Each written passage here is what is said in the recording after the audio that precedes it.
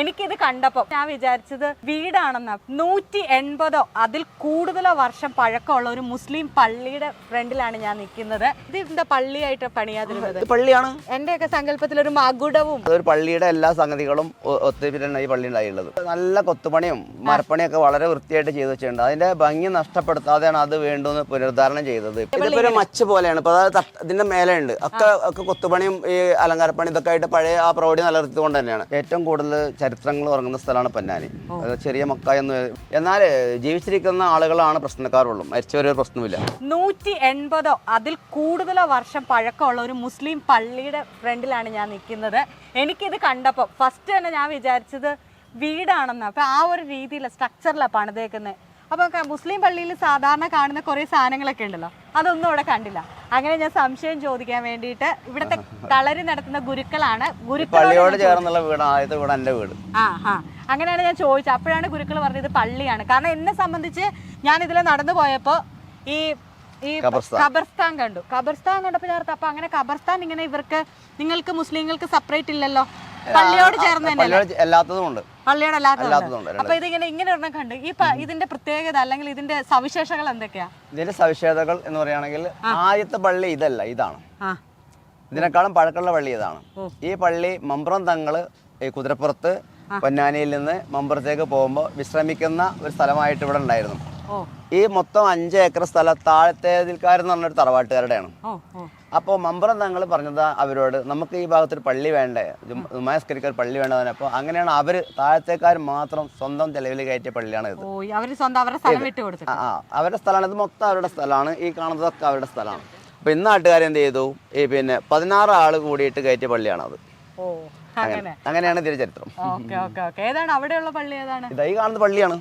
ഈ ബിൽഡിംഗ് അല്ല, അതിന്റെ ഫ്രണ്ട് നമുക്ക് കണ്ടാറ് പള്ളി. അത് നമ്മൾ ബാക്ക് ഭാഗത്താണ് നിൽക്കുന്നത്. അതിന്റെ ശരിക്കും ജുമാ നമസ്കാരം നടത്തുന്ന ജുമാഅത്ത് പള്ളി ഇതാണ്. ഇതില് നമസ്കാരം മാത്രമേ ഉള്ളൂ. ചെറിയ പള്ളിയാണ്. അതിനകത്ത് എല്ലാ സൗകര്യം, അതൊരു പള്ളിയുടെ എല്ലാ സംഗതികളും ഒത്തുപിരിയാണ് ഈ പള്ളി ഉണ്ടായിട്ടുള്ളത്.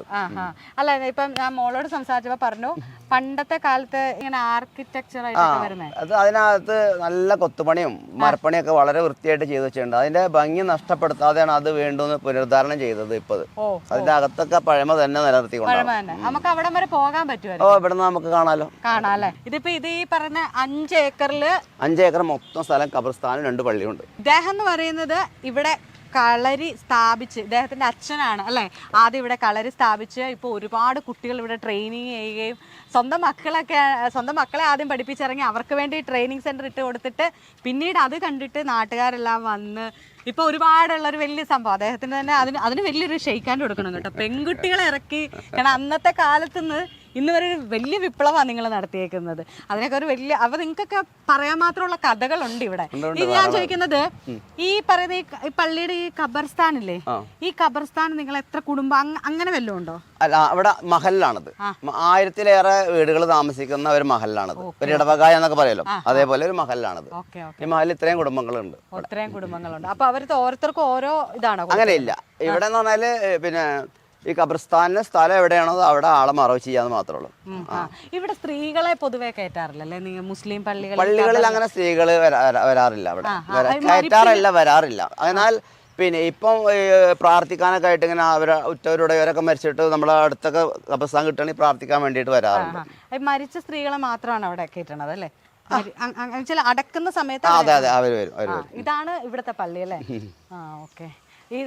ഇപ്പൊ ഈ പറഞ്ഞ പോലെ ഇതും ഈ പറഞ്ഞ നിങ്ങളുടെ നാടിന്റെ ഒരു വിപ്ലവത്തിന്റെ ഭാഗമാണ് നിങ്ങളുടെ. അതെ, ഇതിൽ എടപ്പാളെ സംബന്ധിച്ചിടത്തോളം പൊന്നാനി അതായത് മധ്യമേഖലയില് ഏറ്റവും കൂടുതൽ ചരിത്രങ്ങൾ ഉറങ്ങുന്ന സ്ഥലമാണ് പൊന്നാനി. ചെറിയ മക്ക എന്ന്. ഇവിടുന്ന് 7-8 കിലോമീറ്റർ മാത്രം ദൂരമുള്ള പൊന്നാനിക്ക്. അപ്പൊ മുസിരീസ്, കോഴിക്കോട്, പൊന്നാനി, കടപ്പുറം, ഇതെപ്പോഴും കൊടുങ്ങല്ലൂര്, ഇതൊക്കെ ബന്ധപ്പെട്ട് കൊച്ചി ഈ ഭാഗം ബന്ധപ്പെട്ട് കിടക്കുന്ന ഒരു സ്ഥലമാണ്.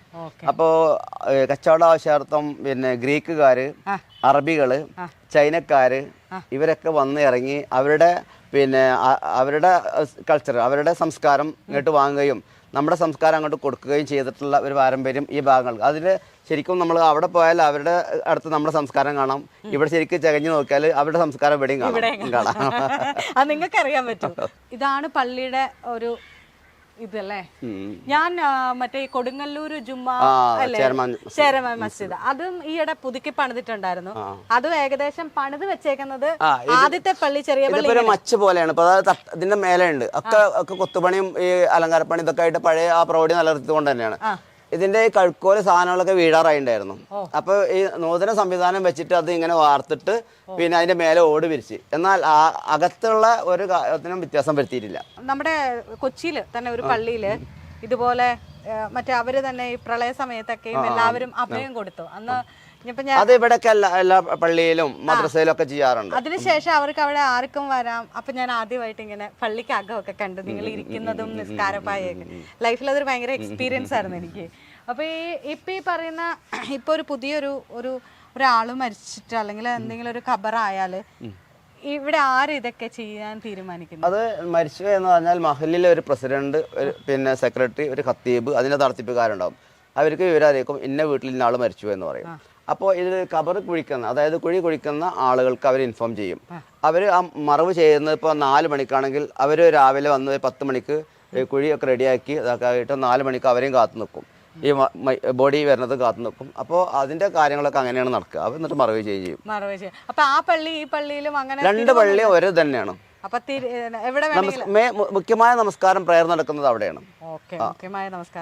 കാരണം എടപ്പാളങ്ങാടി എന്ന് പറഞ്ഞിട്ടുണ്ടെങ്കിൽ ഒത്തിരി കച്ചവടക്കാരുള്ള സ്ഥലമാണ്. പണ്ട് കാലം മുതലേ ഉള്ളതാണ്. ഏറ്റവും കൂടുതൽ വാണിജ്യ കേന്ദ്രമായിട്ട് ഉള്ള സ്ഥലമായിരുന്നു എടപ്പാളങ്ങാടി. കാരണം മറ്റ് ഇവിടുത്തെ ശാഖകളായിട്ടുള്ള അയലക്കാട്, മറ്റേ ഈ മാണൂര് അങ്ങനെയുള്ള സ്ഥലത്തേക്കൊക്കെ ഈ ചരക്ക് വണ്ടി, കാളവണ്ടിയിൽ സാധനങ്ങൾ കൊണ്ടുപോയിരുന്നത് ഇവിടെ നിന്നാണ്. അപ്പോൾ എല്ലാവിധ കച്ചവടം ഇവിടെ. അപ്പോൾ ആളുകൾ കൂടുതലുള്ള സ്ഥലങ്ങൾ അതാണ്. അപ്പോൾ സാധാരണക്കാർക്ക് ഇവിടെയൊക്കെ കച്ചവടക്കാർക്കൊക്കെ വന്ന് നമസ്കരിക്കാനും അതിനുള്ള സൗകര്യങ്ങളൊക്കെ ഉള്ള ആക്കിയിട്ടാണ് ഈ പള്ളികൾ. ഈ ഒരു സംശയം കൂടെ, ഈ മൈലാഞ്ചി വെക്കുന്നത്, മൈലാഞ്ചി എന്ന് പറഞ്ഞിട്ടുണ്ടെങ്കിൽ ഞങ്ങൾ മുസ്ലിം സംസ്കാര പ്രകാരം മൈലാഞ്ചിക്ക് ഒരു പ്രാധാന്യം കൊടുക്കുന്നുണ്ട്. ഒരു അടയാളത്തിന് വേണ്ടിയിട്ട്, ഇല്ലെങ്കിൽ പിന്നെ ഇതിൽ ഒഴിച്ചിടാന്ന് മാത്രമല്ല, അതിൽ വേറെ പ്രത്യേകത ഒന്നുമില്ല. മൈലാഞ്ചി മുസ്ലിം സംസ്കാര പ്രകാരം അതിന് മൈലാഞ്ചി ഇടുക, ഇല്ലെങ്കിൽ പിന്നെ സ്ത്രീകളെ അഡ്രസ് അല്ലല്ല അങ്ങനൊന്നുമില്ല. മൈലാഞ്ചി അത് പുരുഷന്മാരുടെ കബർസ്ഥാനിലുള്ള സ്ത്രീകളെ കബർസ്ഥാനുണ്ടാവും. ഈ കബർസ്ഥാനിൽ ഈ വെച്ചേക്കുന്ന കല്ലിനല്ല ഒരേ രൂപമാണ്? അല്ല, അത് ഓരോ ഇപ്പൊ നമ്മൾ മാത്രം ഇവിടെ ഇപ്പോൾ ഗൾഫ് നാട്ടിലൊക്കെ പോയിട്ടുണ്ടെങ്കിൽ അവർ അവരുടേതായ രീതിയിൽ അടയാളപ്പെടുത്തിയിട്ട് വെക്കും. ചിലയിടത്ത് അടയാളമേ ഉണ്ടാവില്ല, സ്ഥലം ഇല്ലാതായി വരുമല്ലോ. അപ്പൊ അത് എന്റെ കബർസ്ഥാനാണെന്ന്, എന്റെ ആളുടെ കബർസ്ഥാനാണെന്ന് ചൂണ്ടിക്കാണിക്കാതിരിക്കാൻ വേണ്ടിയിട്ട് ചിലപ്പോൾ ഇനി ഒരു തലമുറ ഇനി അങ്ങനെ അത് ചെയ്യാം. അത് മാന്താൻ പാടില്ല, അത് എടുക്കാൻ പാടില്ല എന്നുള്ളത്. അതെ. പിന്നെ മുസ്ലിങ്ങള് പൊതുവെ അവരുടെ സംസ്കാര പ്രകാരം, അവരുടെ ഒരു മതാചാര പ്രകാരമുള്ള ആ മറവ് ചെയ്യലിനാണ് അവർ പ്രാധാന്യം കൊടുക്കുക. അതിന്റെ പേരിൽ തന്നെ എല്ലാ മുസ്ലിം ജമാഅത്ത് ഇല്ല എന്നുണ്ടെങ്കിൽ ഈ മഹലിൽ പിന്നെ അവർക്ക് മറവ് ചെയ്യാനുള്ള സൗകര്യം അതെന്തായാലും ഉണ്ടാക്കിയിട്ടുണ്ടാവും. ഞാൻ ആദ്യം പറഞ്ഞേ, പണ്ടൊക്കെ എന്റെ വീട് സ്ഥിതി ചെയ്യുന്നത് ഒരു ക്രിസ്ത്യൻ പള്ളിയുടെ അടുത്താണ്. അപ്പൊ നമ്മള് പള്ളിയുടെ ഏറ്റവും താഴെയാണ് നമ്മള് ശവക്കോട്ട നമ്മൾ വിളിക്കുന്നത്. അപ്പം അവിടെയൊക്കെ പകല് പോലും പോകാൻ പേടിയാ, ഭയങ്കര പേടിയാ. ചെറുതിൽ ഈ ഇരുട്ടൊക്കെ ഭയമുള്ളതുകൊണ്ടാ. ഖബർസ്ഥാനോട് അടുത്ത് നിൽക്കുന്നത് എന്റെ വീടാണ്. അപ്പൊ ഞാനിവിടെ ഈ വീട് വെക്കുമ്പം ഇവിടെ ഈ ഇടവഴിയൊക്കെ ചെറിയ ഇടവഴിയായിരുന്നു. അപ്പോൾ എനിക്ക് എൻ്റെ ആളുകൾ തന്നെ പറയണേ, നീ എന്തിനാ അത്രയും പള്ളിയുടെ അടുത്ത് പോയിട്ട് പിന്നെ വീട് വെക്കുന്നത്, കുറച്ച് വിട്ട് വെച്ചുവിടെ എന്നൊക്കെ പലരും അഭിപ്രായം. എന്നാൽ ജീവിച്ചിരിക്കുന്ന ആളുകളാണ് പ്രശ്നക്കാരുള്ളൂ, മരിച്ചവരൊരു പ്രശ്നമില്ല. പേടിയില്ല. പക്ഷെ കണ്ടപ്പോ എന്റെ കണ്ണിങ്ങനെ മതിലൊക്കെ കുറെ വർഷം കഴിഞ്ഞാൽ പിന്നെ കെട്ടിയത്. കുട്ടികൾ ആദ്യമൊക്കെ പിന്നെ വന്നില്ല, പിന്നെ പറമ്പിൽ ഒന്ന് മുല്ലപ്പൊക്കെ പറിക്കൽ തുടങ്ങി. ഇവിടെ മുല്ലപ്പൊക്കെ ഉണ്ടാവും, ഒക്കെ പറിക്കൽ തുടങ്ങി. പിന്നെ അവർക്ക് ഭയം തീർന്നുള്ളത് മനസ്സിലായി.